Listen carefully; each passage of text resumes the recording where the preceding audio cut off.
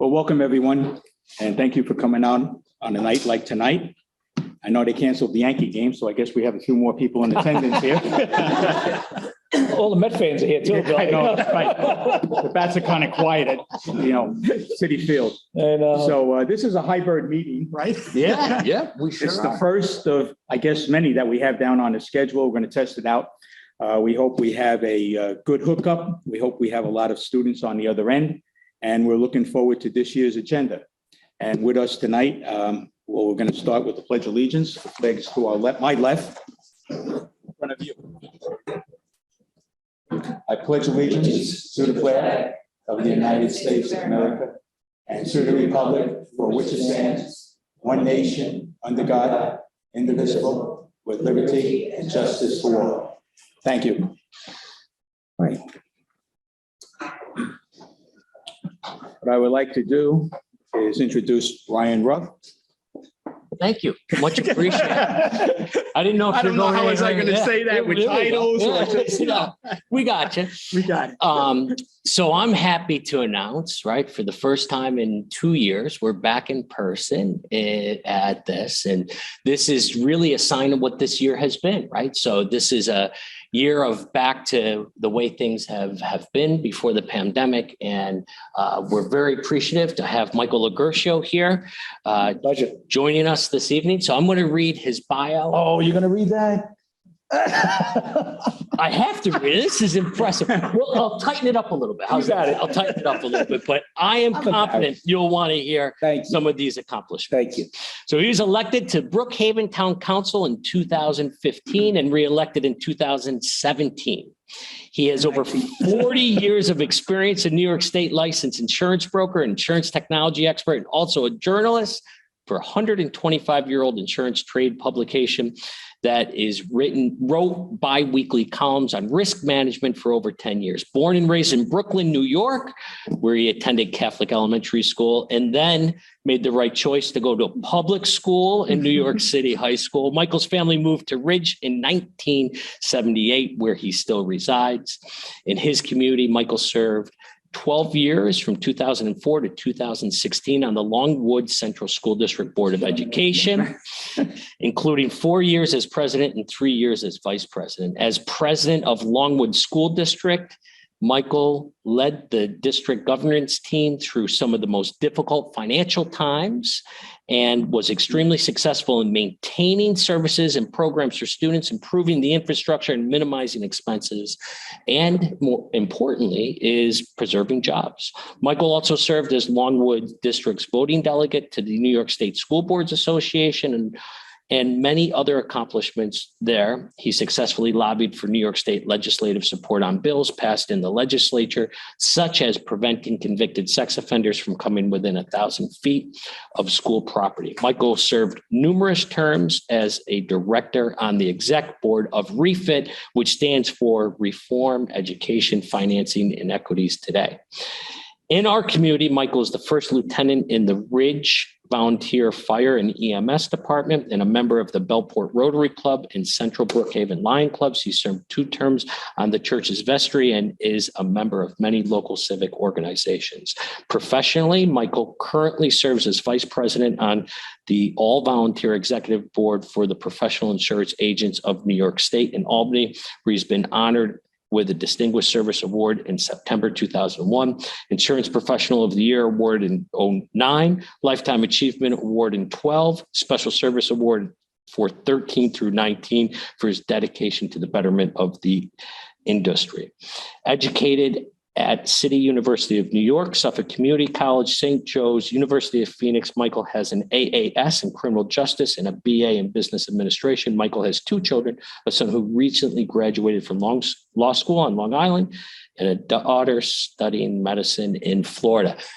That's a lot of accomplishments, and you can see why we asked him here to kick it off our first meeting in person. Thank you. So with that, thank you very much, Michael. Thank you. And we would like to hand it over to you. Thank you very much, and welcome everybody. And hi, everybody out there in TV land. I saw Sue Lippman's name on there, so I have to say hi to Sue. There she comes. You know, Hi, Michael. hey, Sue. And it's funny because And thank you for that introduction. And all of those things there, I really need to thank, certain people, Sue being one of them, Bill Miller being another one, Joe LaChavo, one of your board members here, because when I got on the school board, I always joked around. I thought No Child Left Behind meant leaving a kid on a bus. I knew really nothing about education other than you needed one. And people like Bill and Joe and Sue taught me everything, and worked my way up to president. And I hope that, I was able to do some good in the district. And that's really what led me to being on the town council. I'm not a politician. I didn't strive to be one. I've been in the insurance business for, 40 some odd years, which means I'm old.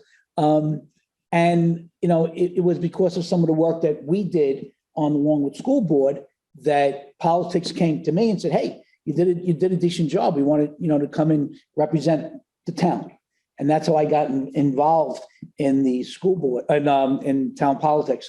One of the things about Brookhaven Town, I just wanted to maybe give you a little idea of how it works in case you're not familiar with Brookhaven Town government and both town governments.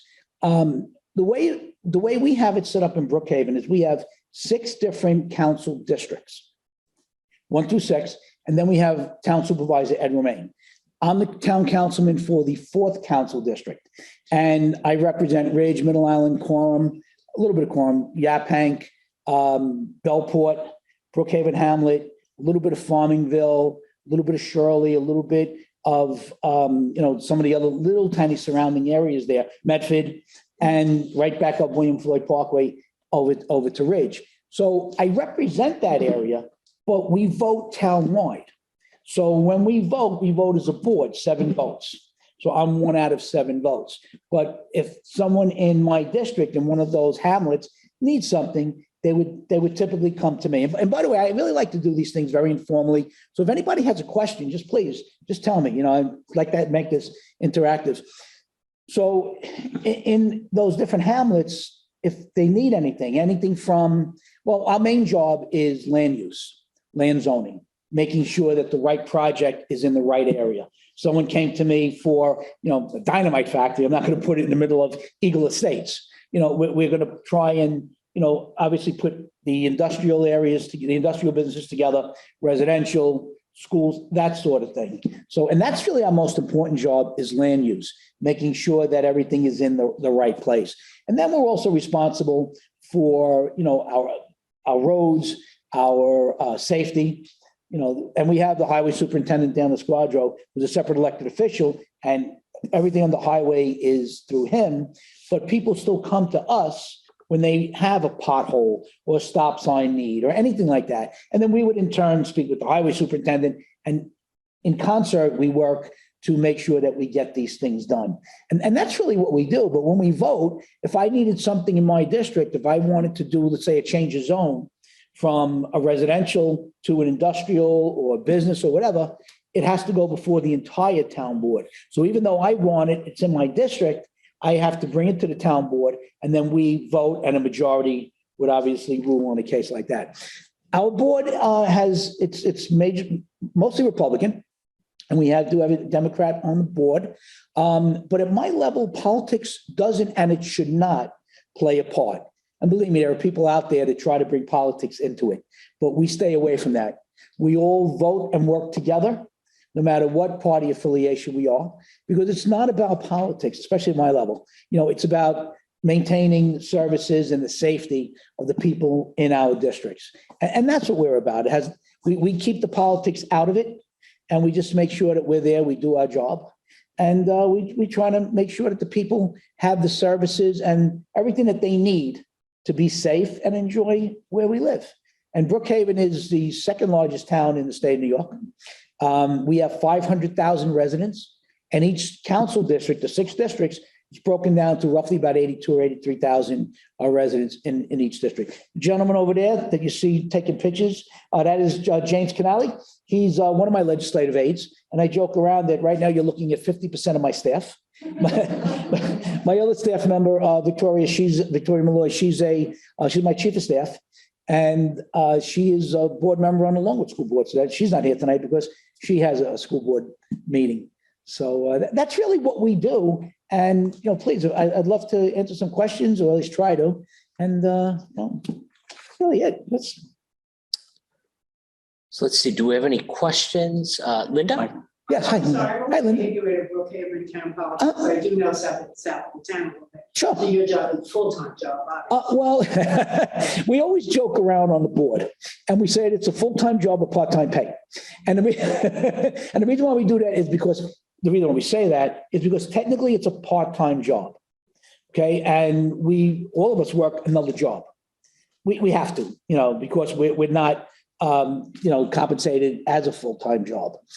But I can tell you right now that in this part-time job, I probably do 60 hours a week, and that's no exaggeration, because, we're out nights, we're out weekends, we're always out doing something, even, during the day, I may be working my other job, and then there may be a ribbon cutting somewhere. We shoot over there and I go back to work. And, I'm very fortunate that my other job gives me that flexibility to do that.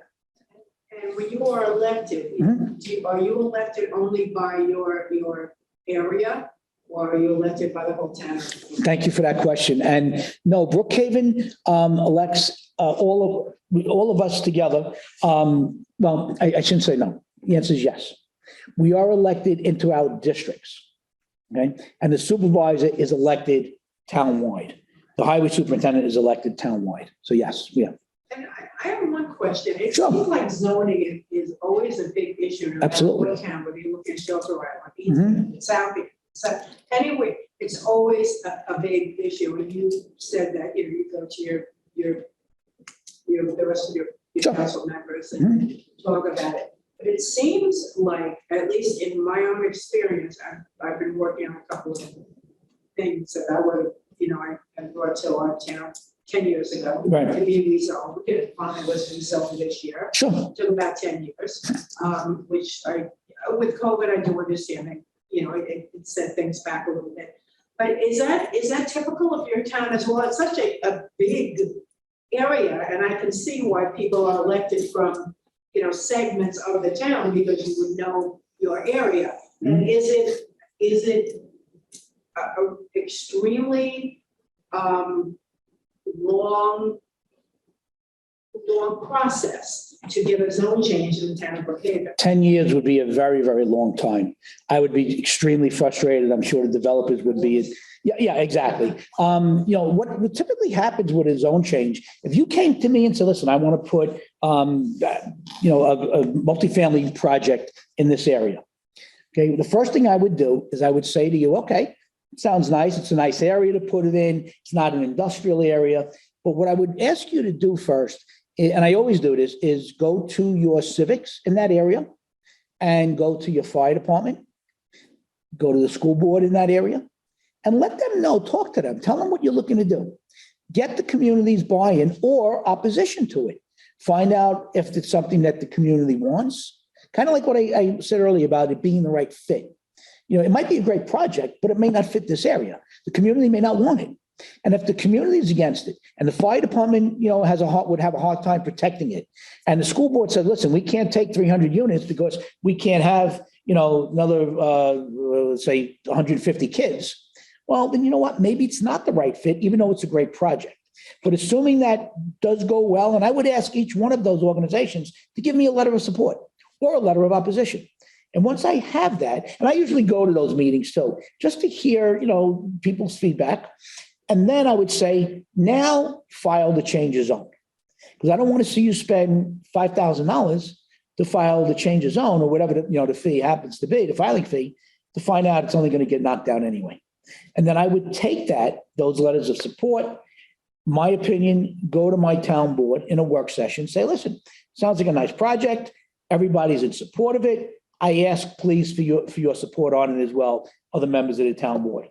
And 99 out of 100 times, we all vote together, probably even better than that, And my last question. Sure. I'm sure other people have questions. How are you doing with Brookhaven with affordable housing? Are you having the same terrible challenges that we're having in the smaller towns? Actually, in my district, no, we're doing beautifully there. I happen to have the most diverse district in Brookhaven Town. And I have the most amount of minority in Brookhaven Town. And what we've done is I've been able to work with developers who have been amazing and have brought some great affordable housing projects to my district. We just completed one in North Bellport. And it's a beautiful community that they've built. It's gated, it's brand new. It's just so nice. And the whole idea behind it was to bring affordable housing to that community so that people can work in the area and live in the area. They don't have to live, or move out of the area. They especially their children who would grow up and say, you know what, I can't afford it, and I'm out. How do you make the choice on who gets the units? I know they just. It's tough, yeah. Yeah. Yeah, Affordable yeah. in South Old Town, where Yeah. only 28% of people in South Old Town ended up with a unit because of, federal county money. Yeah. And it was, it did impact one of the local schools a bit, not too badly, but it did. But, it was very disappointing to a number of our local families. I know. 28% of them. Well, It's not that they didn't qualify, they just didn't win the lottery. it's a lot. I was just gonna say, it's a lottery.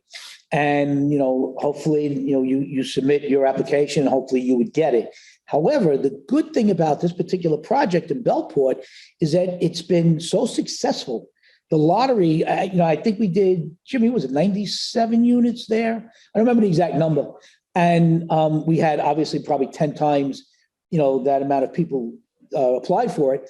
But because it was so successful, other developers are saying, wow, this is great. And now other developers are buying up pieces of land along Montauk Highway, along Atlantic Avenue by the Boys and Girls Club. And now we're bringing more affordable housing. We're bringing some mixed use projects where you have, like retail on the bottom and apartments up on top. But I'm trying to make a walkable downtown out of that Montauk Highway corridor from, like in the Station Road area. So it's really, it's breeding some success, which is nice. Thank you. Thank you, ma'am. Thank you for the questions. Yes, ma'am. So you mentioned that the town of Brookhaven, the council's main priority is on land use. That's our main job, yes. And they have the highway supervisor. So I assume roads are part of that. What are some of the biggest challenges of managing a town the size of Brookhaven? Well, with the roads particularly, you have X amount of dollars. I think we get, I want to say about $20 million in the budget for paving. However, Brookhaven has 3,500 miles of roads, and that's not counting the state roads and the county roads. You've got just the town roads, because there are three types of roads in Brookhaven Town. You have town roads, which are basically the back roads, so to speak. Then you have your state roads like the Expressway, 25, 27, and then you have your county roads, William Floyd Parkway, those roads. But just Brookhaven Town roads is 3,500 miles, and they take a beating. There's a lot of people, there's 500,000 people in Brookhaven, so those roads are constantly being used. And I think one of the biggest challenges for the highway superintendent especially is maintaining the roads, and then for the town board to make sure that we have enough money to pay for paving, keeping them safe. You want to make sure that there's no potholes, whatever we can do, make sure they're plowed in the snow. And you only have a certain pot of money, and you don't want to raise taxes. You don't want to do that. You don't want to cut jobs. You want to try and maintain the services, keep taxes, below. We're very, very fortunate this year. The supervisor and the town board are putting out a budget with a 1.9% increase, which is amazing in this day and age. Milk has gone up, more than that. Oil, it's really tough. But we've been able to do that without layoffs and, everything. So we're very full. But that's probably one of our main challenges, safety. Safety is Thank you. Thank you. Anybody else? Yes, sir. Tax abatements. Yes, sir. Brookhaven Town get many requests for tax abatements. We get requests all day long. You grant them? Well, that's through the IDA, the Brookhaven. Well, Yeah, the idea. yeah, and I'll take this. I'm glad you brought that up because there's a lot of misinformation out there about tax abatements. And I give you an example. And you being a school board member, you get it. Okay. But there are people out there that don't realize that you take a business that is coming into Brookhaven Town, and just assuming they're going to bring in, I'll make up a number, 500 jobs. They're going to bring in, great amount of tax revenue. There are also ancillary benefits to the delis and the dry cleaners and all the other stores in the area. But what happens is they apply to the Brookhaven IDA, which is not part of Brookhaven, by the way, just has the Brookhaven name. So they apply to the IDA for tax abatement. And what that means basically is that, let's say normally the taxes on this particular business would be, again, I'm making up a number, $1 million a year, okay? But with a tax abatement, with the IDA, they'll structure a program 10 years, 15 years out. And they'll say, okay, instead of paying $1 million the first year, well, now you pay $50,000 the first year, $100,000 the next year, $200,000 the third year. And it's a graduating scale. So you get to that $1 million number 10, 15 years out. So people will say to us, well, you're taking money out of the school district, out of the fire department, out of the library. Well, yes, but if we didn't do that, they wouldn't come to us to begin with. They'd go to Ohio, they'd go, to out west. So you take the land that they're building on, which is vacant land, that's paying $2,000 a year taxes on it. We're now upping it right away. And we're bringing in 500 jobs and the ancillary benefits that I mentioned earlier. So we get your requests for tax abatements all day long. If it's retail, though, they're not entitled to IDA. But other businesses would be, if they're manufacturing, that sort of thing, they are. So, but thank you. I hope that answers your question. It's a long answer, I'm sorry. Any other questions from the room? Oh, I okay. got one in the chat here. I'll read it out Oh, good. for everybody's benefit. So what type of career opportunities are there for students to participate in Brookhaven Town? Well, What CTE or other career paths are there? there are a lot of career paths out there, and thank you for that question. Volunteerism is so important. I wouldn't be sitting up here with you prestigious gentlemen if wasn't I started out with volunteering. Well, even at my church, I was on the vestry. I was an altar. My kids were altar boys, boy and altar girl. So it's so important to volunteer, and there are many volunteer positions that you could start out with. Interns, working as a volunteer in the animal shelter. So I would say that you could start like that. But then there are other positions based on what it is that you were looking to study. Maybe you're looking to study political science, or you can work with the elected, or if you're looking to operate heavy machinery.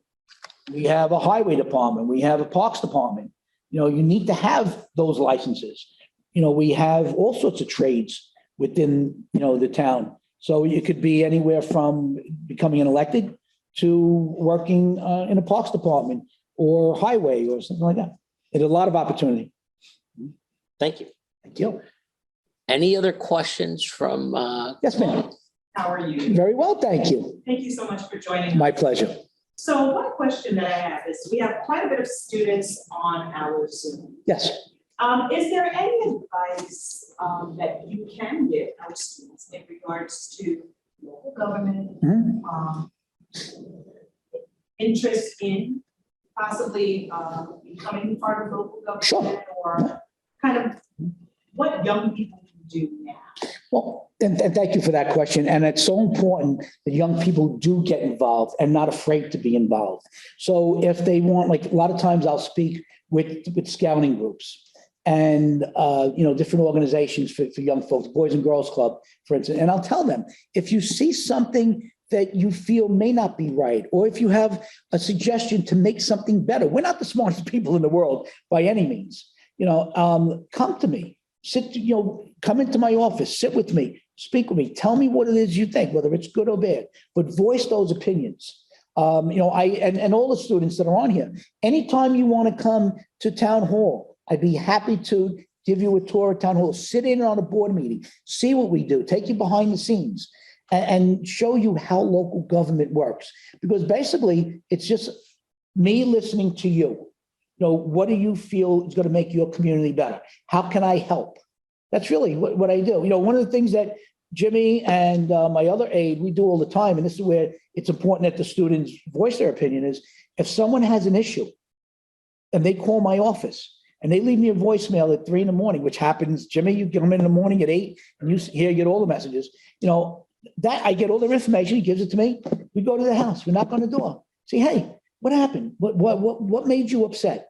And we sit and we speak with these people. And next thing you know, they're inviting us in for coffee, for dinner, and we're solving the problem, or at least trying to. Can't solve everything, but at least, they voice their opinion. They tell us what they don't like or what they like. Most of the time, it's what they don't like, and we work together, and that's what's important. Local, children, students, and the public need to know that they can pick up the phone and call us, and we will respond.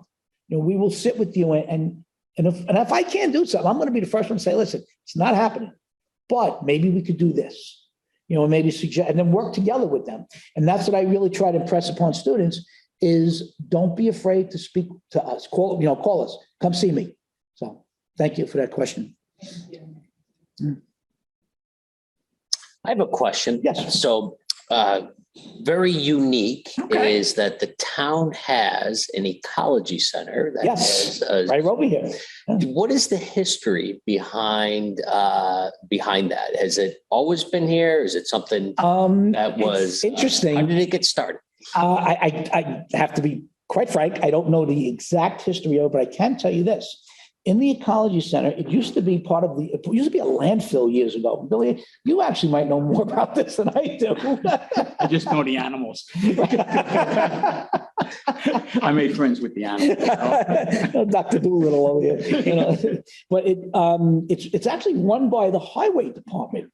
And there's a whole story behind that I don't even know. But it always amazes me, why is the highway department and not the parks department running the ecology center? But the highway department does a wonderful job. And, people can go there and bring their kids and just see the animals. And there were so many other things like Safety Town where they can learn, children can learn how to safely ride a bike. Not that you want them out riding a bike in the street, but how to, obey a red light, cross an intersection type of thing. So, but it actually was a landfill at one part. That's what somebody told me.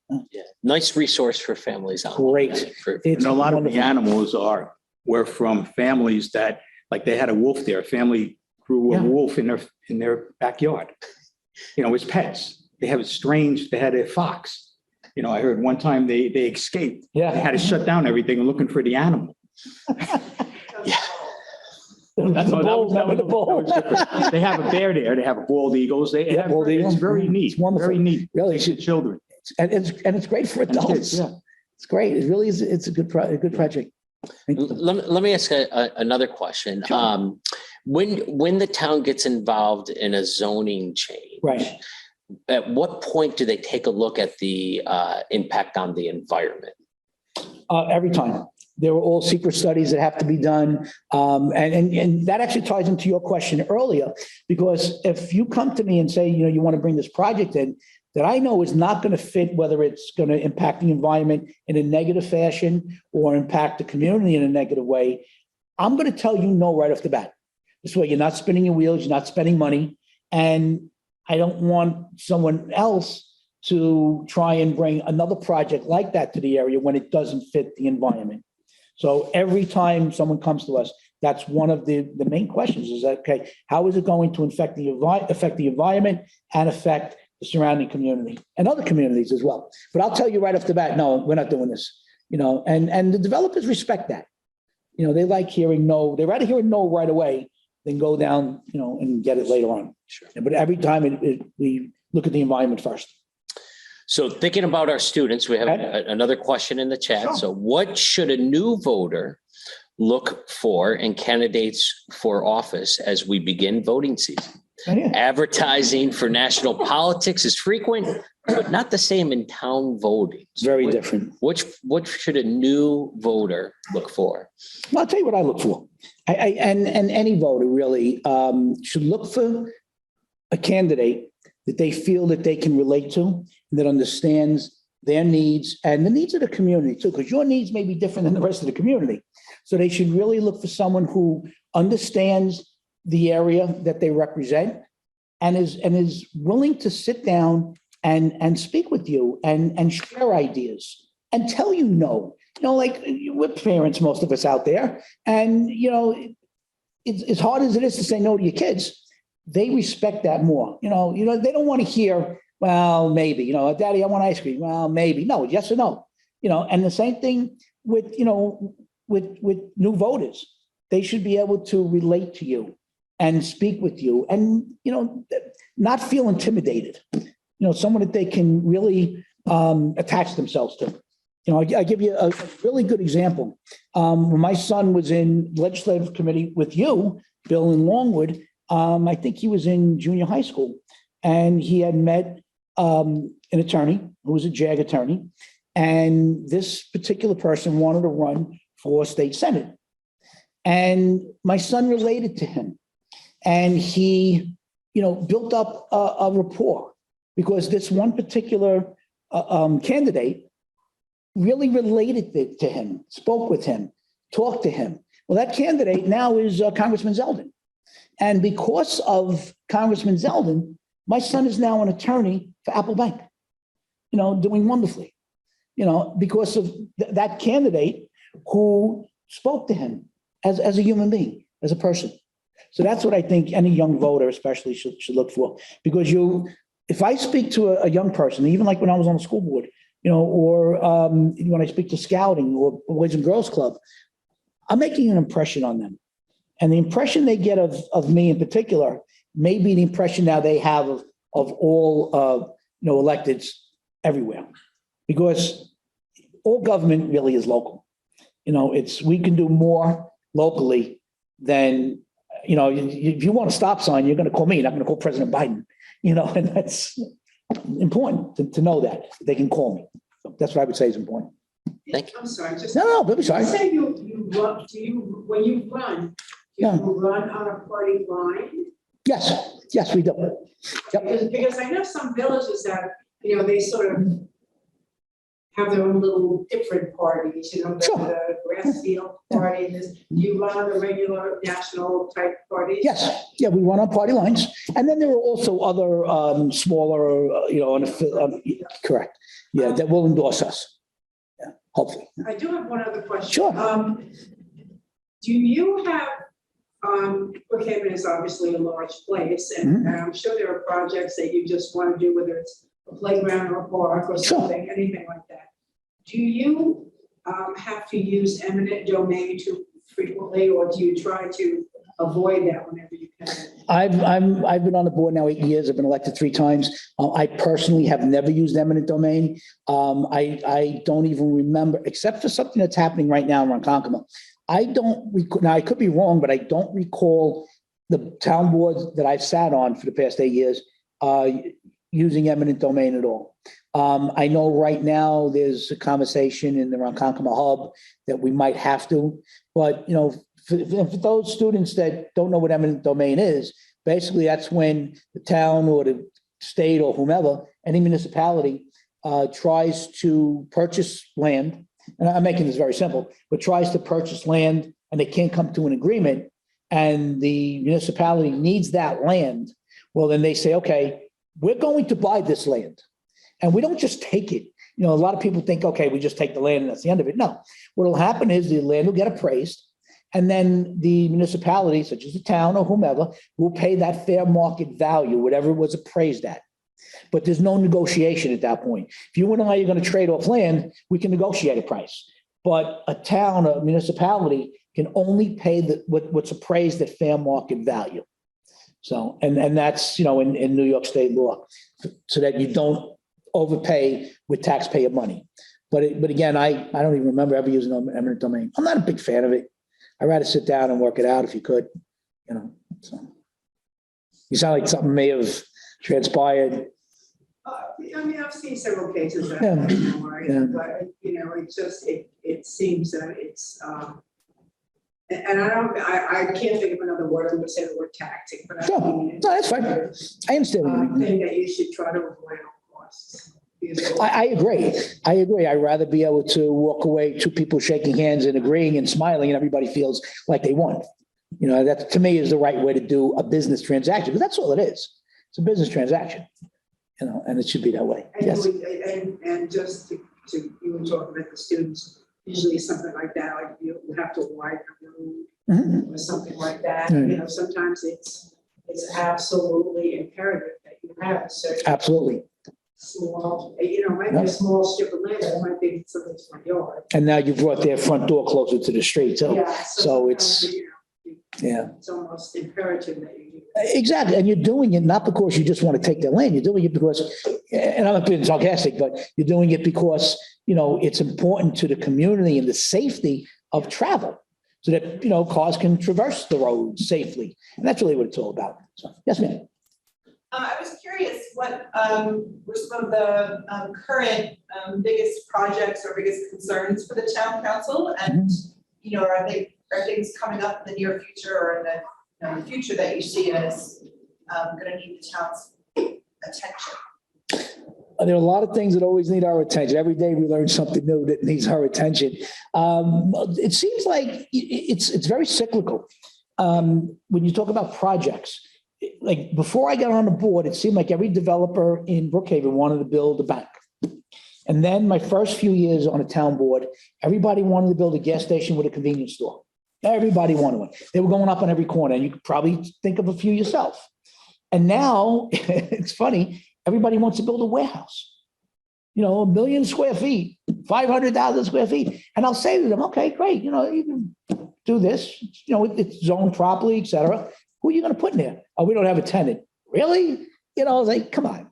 You know, but that seems, and that's the challenge part, where I'll say, okay, let's just for argument's sake, say, yeah, you know, I'll give you the ability to put a 500,000 square foot warehouse in an industrial zone. Like I wouldn't put it in a residential zone, but I'll put it in an, and I happen to have the most industrial land in my district than anybody on a town board. But I'll give you that zoning. I'll give you the ability to do that. However, I don't want an empty 500,000 square foot building here 3 years from now, because that breeds, you know, what that breeds. So I want to know that, and that's the challenge part. I want to know that if you get, you know, the rights to build this, I want to know that it's going to be, I want to see you make money. I want to see you extremely successful. I want to see people in there. I want to see the businesses thriving around it. And that's the challenge. So don't come to me and tell me, oh, I don't know who I'm going to put there. Yes, you do. Or don't come to me, you know, and that's the challenge. And sometimes developers don't want to give that up. But if they don't, I'm not doing it, you know. And we're very supportive of each other on the town board, all 7 of us. We've got a great board. We really do. We're all friends. We all get along. We forget the political affiliations. We have dinner together before every board meeting, you know, and, you know, if someone is having a birthday or a wedding, we're all there together because we're actually all friends. And it's nice to see that because you don't see that in a lot of, you know, levels of government. So thank you for that question. Yes, sir. You say to someone who felt that they're one vote. I've got the greatest answer for that. I've been elected 3 times. Okay. First 2 times we had 2-year terms, and my last election was 4-year term. Law had changed. First time I ran, I lost by 2 votes. 2 votes. And Bill, you would appreciate this. And I was, you know, disappointed, but I said, okay, I lost, you know, whatever was one, I lost. And one gentleman came to me and he said to me, well, he goes, we didn't want to lose you on a long school board, so I didn't vote for you. I'm like, I'm like, thank you. Like, I didn't even know what to say. My point is, I lost by 2 votes. So my mom voted, my dad voted, you know, the kids voted. I don't know what else did Billy voted for me, I hope. I hope. So I tell you right now, every vote counts. It certainly does. You know, my district is a very diverse district. It's also politically diverse. I have an overwhelming majority of one party over the other, Democrats over Republicans. So I need to reach across party lines, and I need those votes, you know, if I want to obviously win. So to me, every vote counts. That brings up a good question, Yeah. because to the students that are on, you're here because you have the right to vote. Yeah. Okay. When you're ready to vote, you have the right. No one can take that away from you. So you have to use it. Yeah. It's That's exactly why right. we have the legislative committee. Because that's how you voice your opinion. You know, yeah, you absolutely, you could come to me and speak with me, but the way you would put the person that you like you had said earlier, you know, in that office is by voting for them. You know, and if you don't vote for them, they're not going to be there. You know, that's why when people say, well, I don't like any of the candidates, you know, and it's usually at a much higher level in the federal government. They say, well, I don't like any of the candidates, so I'm not voting. Well, that doesn't help. You're not, you know, really accomplishing anything with that. You know, you're leaving it up to other people to elect someone to represent you. It's not right. I don't think it's right. So thank you for that question. Yeah. Anybody? Yes, ma'am. Does your town board work with any other town boards in the region, like have common goals or visions? Yeah, there would be situations where we don't work with them per se where we vote together at all.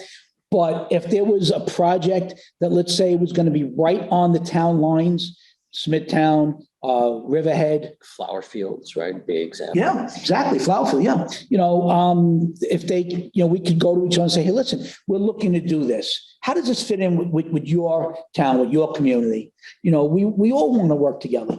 We don't want to, you know, hurt any other area. So in that case, we would. It doesn't happen a lot. Like Riverhead right now has the EPCAL project.